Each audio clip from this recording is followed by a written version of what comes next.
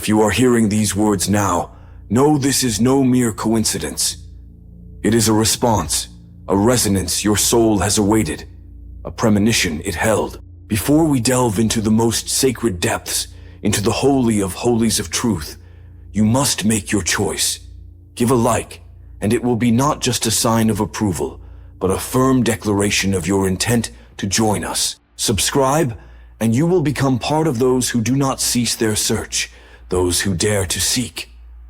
The truth, which they so carefully conceal behind the fleeting screen of daily news, is actually astonishingly simple, but no less terrifying for it. This is not just a conspiracy theory. It is a deliberate conspiracy against your consciousness, against your ability to see reality. You and I are living in an era shrouded in a dense veil of artificial illusions, where reality itself is distorted beyond recognition, beyond any resemblance to truth. We are fed fiction, enveloped in a curtain of fear, and our minds, like pliable clay, end up in the tenacious grip of invisible puppeteers. They constructed a world around us where fragments of true knowledge are buried beneath an impenetrable avalanche of informational chaff. In this world, any aspiration towards spiritual awakening is branded as madness, and the very concept of connection with the higher self is deemed heresy. Yet, there are those who can see through this imposed illusion. There are those who catch the barely audible whisper of eternal truths, who feel the approach of coming changes like a cold wind that pierces you to the bone. Among them is the Polish mystic Zecharia Sitchin, a man whose genius was centuries ahead of his time, left us a prophecy as astonishing as it is awe-inspiring. In the middle of the last century, at the dawn of the analog era, when telephones were massive and the idea of the internet seemed a fantastical dream, he described devices that we carry in our hands today. He called them mirrors that will show the whole world. And he proved to be a seer. These mirrors, these smartphones, have become windows into the abyss for us, a creation designed for total control and enslavement. Consider for a moment, what truly is a smartphone today? It is not merely another technological novelty, no. It is a genuine portal, a portal leading into a boundless ocean of information, where the purest truth resides alongside outright falsehood, and authentic events are skillfully interwoven with meticulously staged productions. This astonishing instrument connects us with millions across the globe, yet simultaneously, paradoxically, distances us from ourselves. It is a kind of mirror, reflecting not so much the features of our faces, but rather our deepest fears, our most cherished desires, and our hidden weaknesses, all that which can, in turn, be turned against us. Recall the ancient Gnostics. They taught that our world is a kind of prison, cunningly crafted by a demiurge. They believed our bodies are merely dungeons for the divine spark imprisoned within, and the entire material world nothing more than a tempting illusion designed to distract us from knowing our true, authentic nature. And today, observing how these mirrors increasingly capture our attention, how they subtly shape our worldview, how they subjugate our will, we begin to understand how prophetic their words were. This world truly turned out to be a prison, and smartphones are its unbreakable walls, its sinister bars, and its ever-watchful wardens. I've had the chance to see reports never meant for the public eye, documents hidden from ordinary citizens. I meticulously studied the Chimera Protocol, a secret document detailing sophisticated methods for manipulating mass consciousness. My research also involved translating a lost quatrain from the 111th century, the 93rd verse, which speaks of glass windows that consume souls. I cross-referenced these revelations with the teachings of the wise hermit Kenshin, whose scrolls were discovered among the ashes of a once-existent monastery on Mount Kurama. In his writings, he spoke of a shadow emerging from your pockets. All these disparate facts, like pieces of a mosaic, form one chilling picture. A war is underway, and its arena is your mind. These are not mere speculations or theories. They are actual facts cleverly disguised as bizarre fantasies. This is genuine soul alchemy, relentlessly being stolen from us. They strive to convince you that your phone is an indispensable extension of yourself, your irreplaceable assistant, your window to an endless world. But know this, it is a monstrous lie. It is a trap. Your phone is a magnet, relentlessly drawing in your life force, your precious time, and all your attention. It has become an anchor, firmly holding you captive in a world of illusions. Remember the first time you held such a device. You were overcome with a feeling of genuine delight, an anticipation of limitless possibilities. Now you could connect with anyone, see anything. It seemed like a true miracle. However, every miracle demands its price. The price we pay today is our most precious freedom. Consider for a moment the countless hours you spend gazing into its luminous screen. Millions of images flood through us, like frames flashing by in a sped-up film. Tons of information pour through our minds, but instead of knowledge and insight, they leave only an unbearable mental static. This is not a path to growth. It is a step toward degradation, toward a slow but relentless dulling of our minds. We have become listless slaves to notifications, prisoners of the endless news feed, defenseless victims of cunning algorithms whose sole purpose is to keep us in a state of perpetual excitement and anxiety. These digital mirrors do not reflect the world's full diversity. No, they show only the distorted part that our invisible jailers present to us.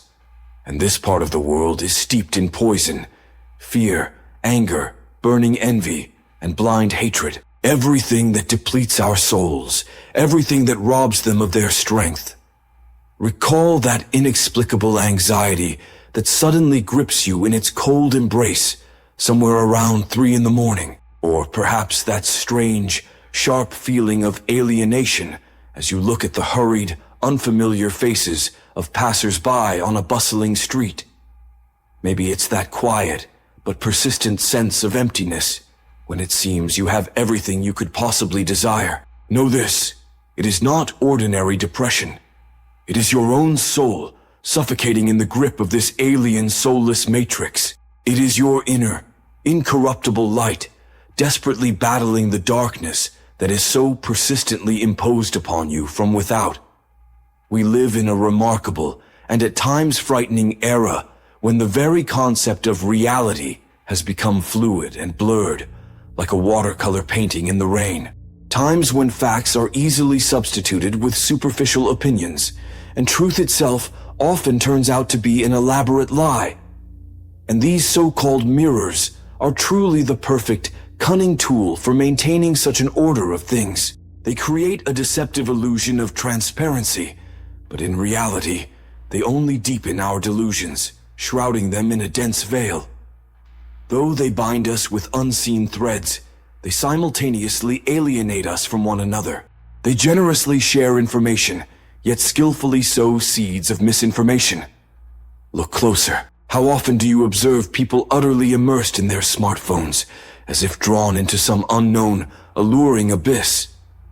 How often, captivated by flickering screens, do they cease to notice the enchanting beauty of the world around them, missing precious moments? How often do they choose fleeting, virtual interaction over genuine, deep connection with those nearby? We are slowly but surely losing touch with ourselves, with loved ones, with boundless nature. We are becoming fragments of a soulless, all-consuming system, cogs in a relentless mechanism that grinds our lives into the finest dust. These mirrors are not merely soulless devices. They are a mark of our voluntary surrender. This is a sign of our surrender in the pursuit of true knowledge. It is a sign of our descent into a deep, soporific slumber. Yet even the longest sleep can one day end, and the most tenacious illusion is capable of dissipating. Ancient sages spoke of a crown of glass, the fragility of our ego, which can be so easily shattered.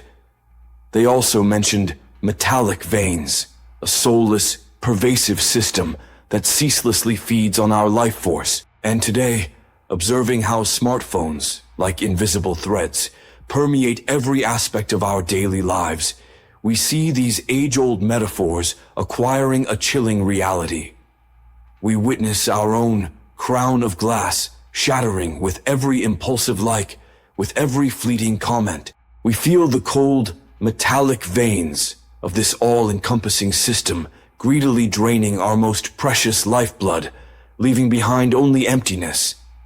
But what if all these horrors, wars, crises, pandemics, are merely pale shadows dancing on the walls of some cave? What if the true tyrant, the one holding us captive, is actually looking at us from the depths of their own reflection in the mirror? What if the most merciless enemy isn't the one standing before us, but the one lurking within, slumbering in the depths of our very being, paralyzed by fear and blindly believing in this skillfully crafted illusion? All this raging global commotion, this tangled knot of chaos, this soul-piercing dread, it's all merely a meticulously staged production. It's a cleverly executed diversion, designed to pull our gaze away from the true, unadulterated nature of reality. They strive relentlessly to instill fear of external threats within us, so that in desperation we seek salvation from them, so that we remain forever captive to ignorance. But there exists another path, illuminated by a different light. The universe does not inflict punishment upon humanity. It purifies, it burns away the poison of fear, ignorance, and blind materialism. This is not retribution, but a cleansing. Imagine a cosmic surgical procedure, its purpose to remove a tumor that threatens to consume our entire planet. And every crisis, every misfortune, these are simply the ominous symptoms of this universal illness. The prophets did not see individuals. They saw an entire army of awakened souls. They saw you. You are not merely a part of an ancient prophecy. You are its living fulfillment. You are the ones destined to see beyond the veil of illusions. You are those capable of breaking down the walls of this prison. Those very mirrors that reveal to you the world's infinite diversity can also become mirrors reflecting the true face of your essence. They can become instruments of your awakening, not a path to your enslavement. Absolutely everything depends on your own choice. Look at the screen, but do not let it gaze into you. Use these incredible devices, but do not let them use you. Seek truth, but guard it from distortion. Now that your eyes are wide open, inaction is unacceptable for you.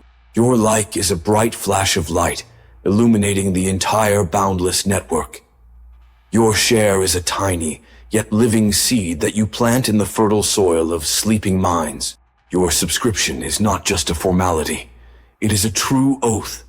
If you feel ready to take a step towards something greater, our inner circle will become your reliable operational base, and your generous support through super thanks is vital energy, priceless fuel that feeds the unquenchable flame of our common struggle against the ever-densening, encroaching darkness. Until our next meeting, remain vigilant, maintain clarity of mind, stay connected, and never, under any circumstance,